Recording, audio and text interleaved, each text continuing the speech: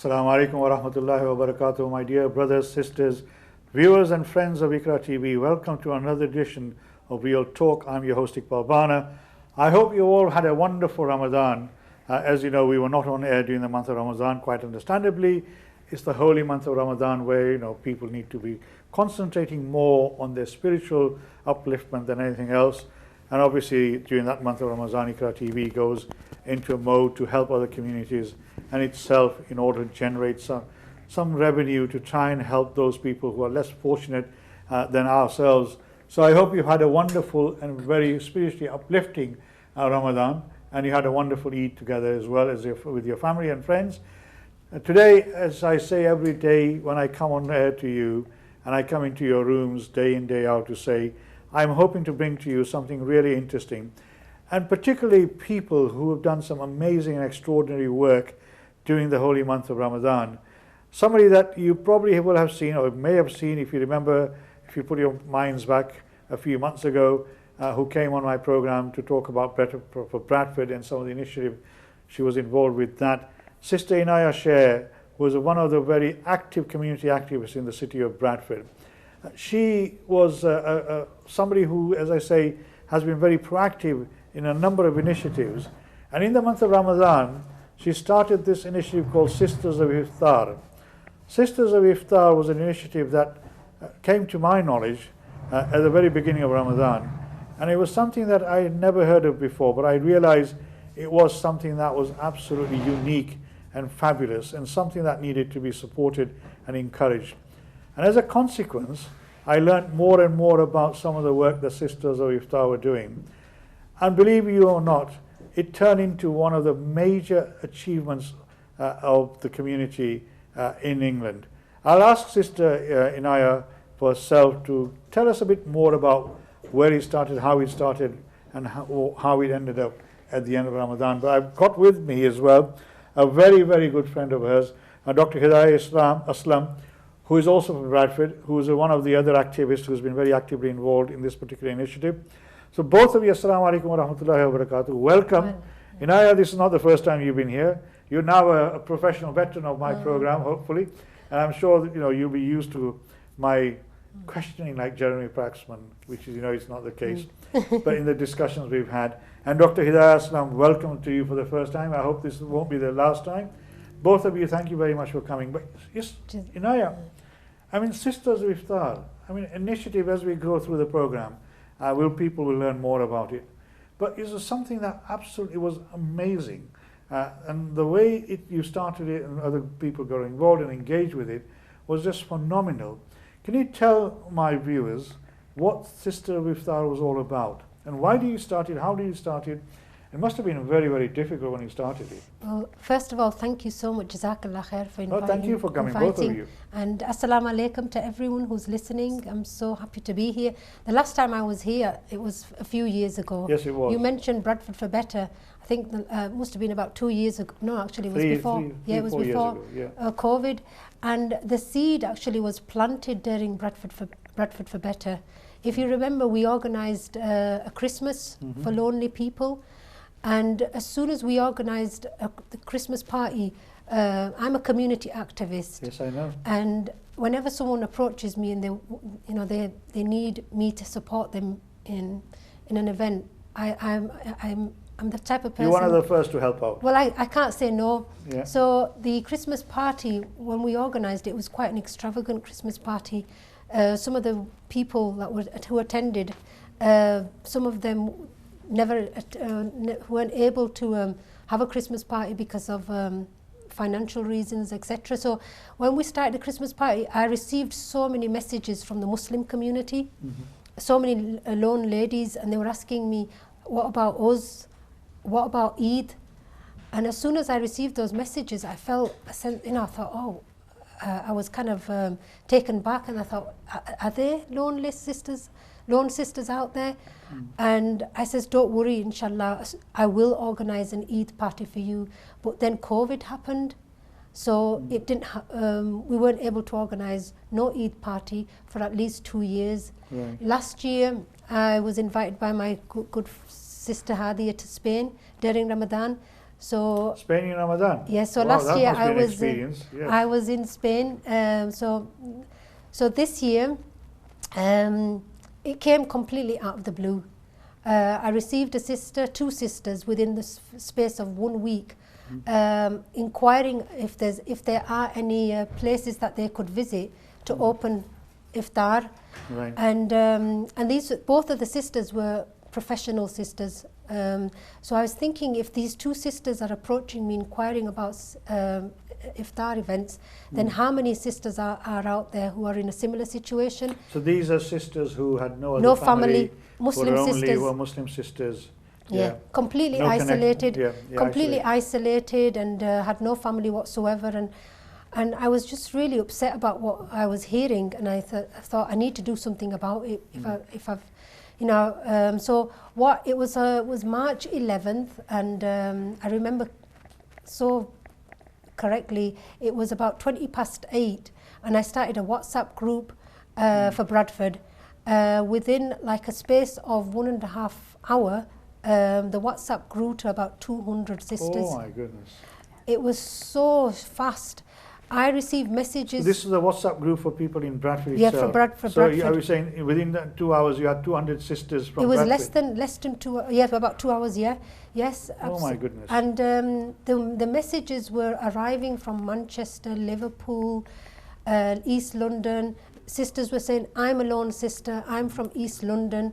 I'm a lone sister. I'm from Manchester." It was just. It went. My phone became a hot. You know, it was like it wouldn't stop. Probably a hotline, messaging. isn't it? It was like a hotline. Yeah. The messages wouldn't stop flooding in. Then I decided. I thought, okay, how am I going to manage this? Within less than a day, I organised 38 groups across the UK.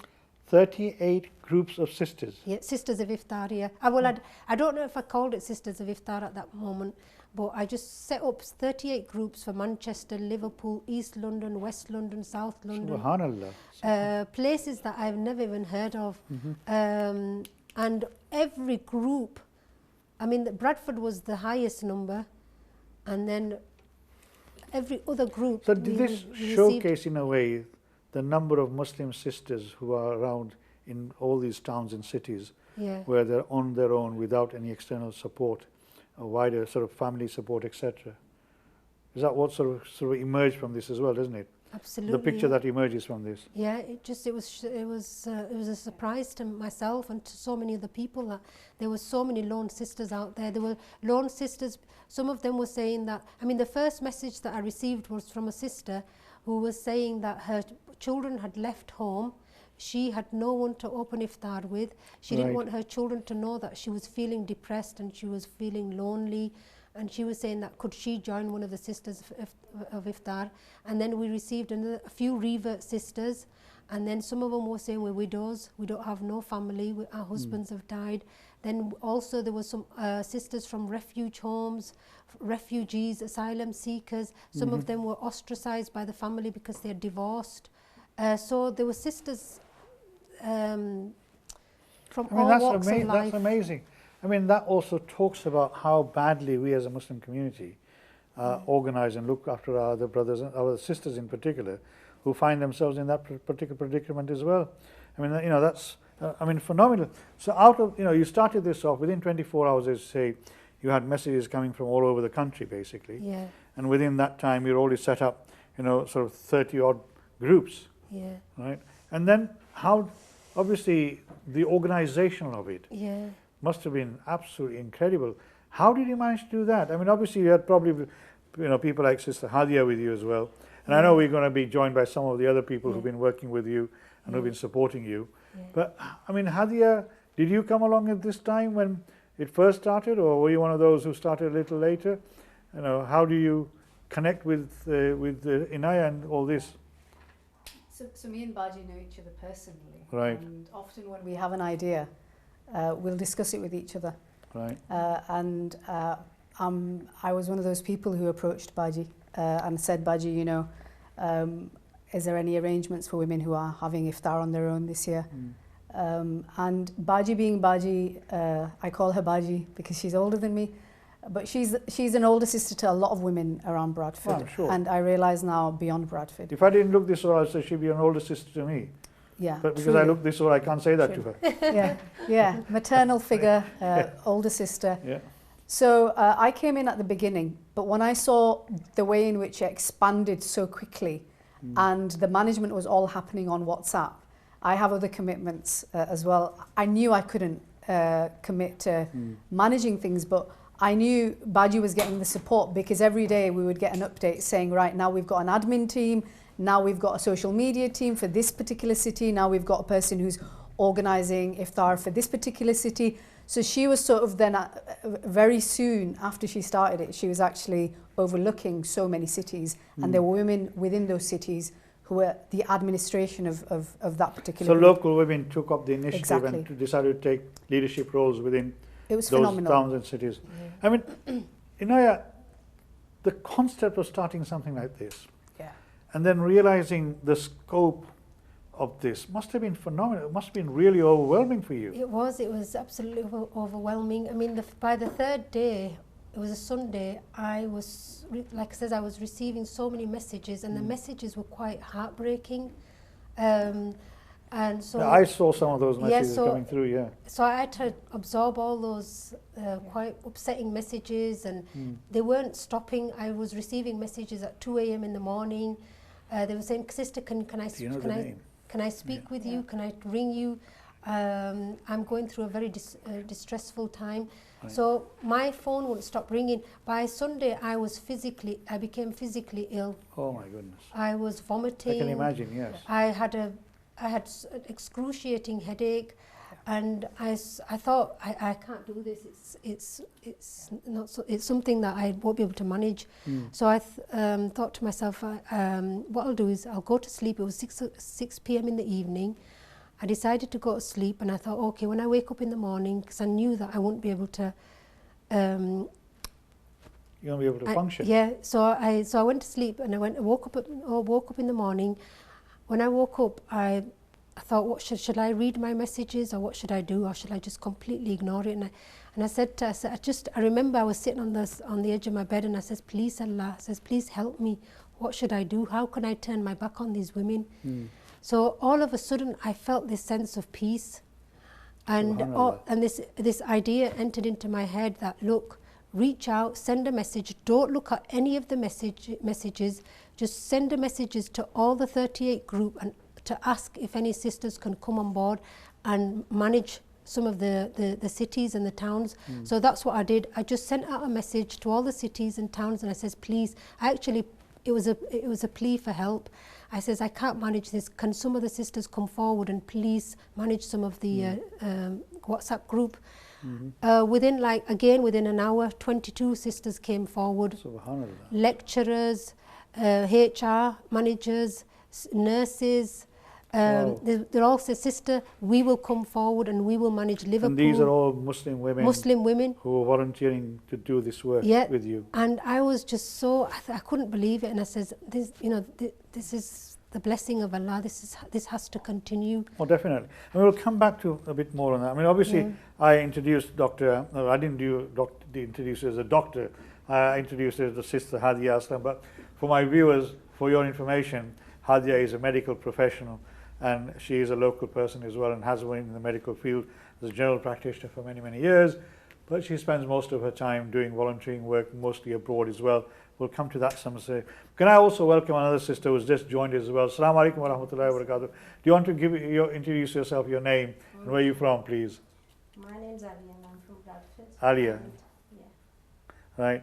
And how did you get involved with How did I get involved? Well, I know Sister Inaya personally as well, so she told me about it, what she did, and I thought that's a really good idea. Right. And it was so good that I wasn't even here at that time. I was in Pakistan. Right. So when I heard, and she was like sending me the messages, and I was like looking at everything and what's happening, and in no time it just grew and grew, and it was getting bigger and bigger, and she's done such a fantastic job. Oh, yeah, So no has doubt all the about it. others as well, and everyone that was with her over the Ramadan. Well, I mean, I was sort of linked into the messages as on a WhatsApp group some of the time I was getting some of the stuff, and I just could not comprehend.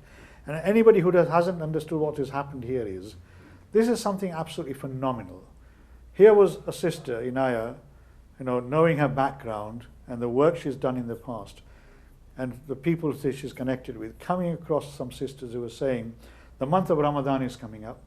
This is a month of fasting, the month where people want to start devoting themselves more and get more closely connected to Allah subhanahu wa ta'ala, and try and become more informed and aware of their own faith and their spirituality.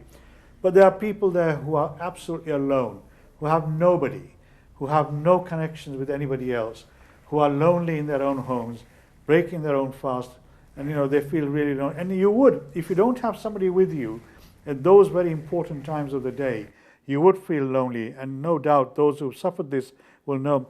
And therefore she started this initiative, and that sort of, in a way, exploded to a situation where you had, in total, 42 towns and cities sort of coming individually together and collectively within those towns and cities, bringing these sisters who are on their own, finding themselves in a situation where they were lonely, and trying to build a network of sisters where they can support and help each other.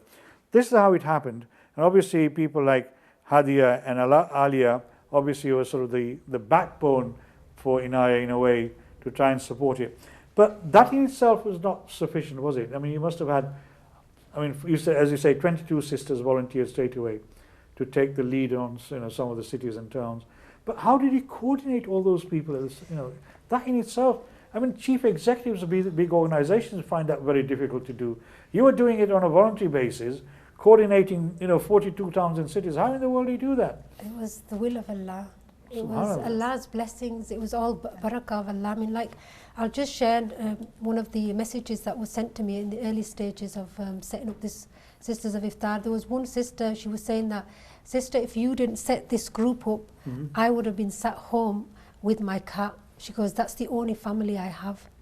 She says, I don't have no family. Then there was another sister who sent a message to me. She says, I'm an orphan. She says, most of my family died in a house fire. And she says, my children don't even have an auntie to visit, an uncle to visit. She says, you will become my children's auntie. So, like I said, these are the sort of messages we were receiving. And it won't have been possible if it weren't for sisters, for the sisterhood. Definitely. We had such beautiful sisterhood. Everyone came together just so naturally. Nobody questioned anything. Nobody questioned, oh, I can't. No one was hesitant. No one said, oh, I can't do it. There was no frown upon any sister's face. We stayed behind till 1 o'clock in the morning, cleaning, I remember one cooking. day you sent me a message about, I think it was 2:30 in the morning or something like that. Yeah, we never, everyone was welcome. And if people want to know why was I getting messages, because I'm on Inaya's sort of WhatsApp group as well. Although I'm not a sister, but she's very kindly kept me on the group, so I was aware of it. And obviously she contacted me and said, this initiative is starting up. But coming back to Dr. Hidayah and Alia, obviously you helped out and you joined, right? What motivated the two of you to sort of get involved in this initiative? I know you both I don't know about you, Alia, but I know you've got a very rich history of volunteering and supporting people, Doctor. But Alia, obviously I presume you have the same as well. Kind of the same, yeah. Well, I'm actually a businesswoman. Oh, mashallah. Now I work with widows and divorcees and the poor and needy, like in Pakistan as well, the women that have no means of earning. Right. So it's like I've set up a stitching company there, so to provide jobs for them. We give them training and then provide jobs as well for them. Oh, subhanallah. So I work a lot with them abroad, and then Sister Inaya fits in all that as well. She does much more than that. That's just a small little thing for me, like considering what she does. Well, I can't just believe. Yeah, I know. I was there during Ramadan, but when I came back, it was just a couple of days before Eid. And then there was this big Eid party that she was organising. And then I just got in there and helped her with whatever I could, volunteered. And that went down so well as well. So, all these sisters who came to these, Sisters of Iftar events, you were holding them in all these little towns and cities and, Were there one a week or two a week, or what Yeah. what was the structure? Yeah, on so that's so what by the so it started on March the 11th. By the third Ramadan, our first iftar was organised in Batley. Oh, right. And that was organised by Sister That's Aisha. my town. Yeah, so Aisha organised the first iftar. She sent us a message. She says, "You're all welcome. Please come to our Sisters of Iftar event." Then the second one was organised in Huddersfield. So we had, I think we had within Are the you trying first. to say Batley was the first? Yeah, That's Batley the was first the time first. in its history has Batley become the first. Anyways, Mashallah. I won't stop you on that. So No. It shows how deprived we are, I think, to a certain Mashallah. extent. It was, we had and it spread. I mean, it spread as far as Belfast. Yes, I saw that as Yeah, well. and we did experience challenges, difficulties, but every time we were exposed to a difficulty, it was Allah just came and helped us. I mean, first of all, Yeah. it's finding venues as well must have Yeah. been an issue for you. I mean, Hadia and Adia, I mean, were there any specific roles that, I mean, you said you came back sort of from Pakistan close to the end of the Eid, Yeah. but were there any specific tasks or roles that she'd given you to do and that you, or was it just generally help out in any particular way you could? So I'm committed to doing other types of voluntary work, and Right. a lot of my work is related to sort of work abroad. So my time limitations meant I couldn't be as actively involved on the days. But generally speaking, me and you know, somebody like Baji who's absorbing, like she said, she's absorbing the anxieties, she's absorbing the stories, because these stories are very traumatic. Oh, yeah, I've read some of them. It's Right. unbelievable. You know, when a woman says to you, I don't have anybody, and I'm opening my fast alone, if you're in a similar position, you're going to feel that in a different way to somebody who's got a family at home and they're Definitely. opening their fast with that. So for Baji, I think being her moral support for me is always important, because I know her and I know how she takes on other people's worries. So for me, it was essential that I was there for her, really, and I was That's able to equally as important hugely. a role to play for, you know, the friends that you have. Yeah. Yeah, and somebody like Inaya who tends to not know when to stop. And I say that respectfully because she knows that the need is there, so she'll keep going. And if there were 25 hours in a day, she'd work 25 hours in a day. So, you know, I think it's really essential at this point to mention all the women who, with very limited resources themselves, were very active and they were present. So these are also women who didn't have any support at home, who were having to take 2 or 3 buses to get to the venue, carrying bags of food with them. Oh, my goodness. You know, and when you're fasting through the day, and then you're turning up to venues, and then you're putting the food out, you're all cleaning the area. self-sufficient. It was all self-help, wasn't it? Yeah, Yeah. our women, I think they don't get enough credit. Mhm. I think it needs to be mentioned that our volunteers have been outstanding, and I wish we could mention every single name. I'm sure there must have been, yeah. Yeah. Yeah. I'll just mention at the beginning, because there was such a sheer volume of cities and towns, when it came to Bradford, I said to the sisters, I says, look, please, you take responsibility for Bradford. I selected a lead and I says, look, I'm giving you this responsibility, and could you organise an iftar? There was a sister called Sadia, she's from Morocco, and she says she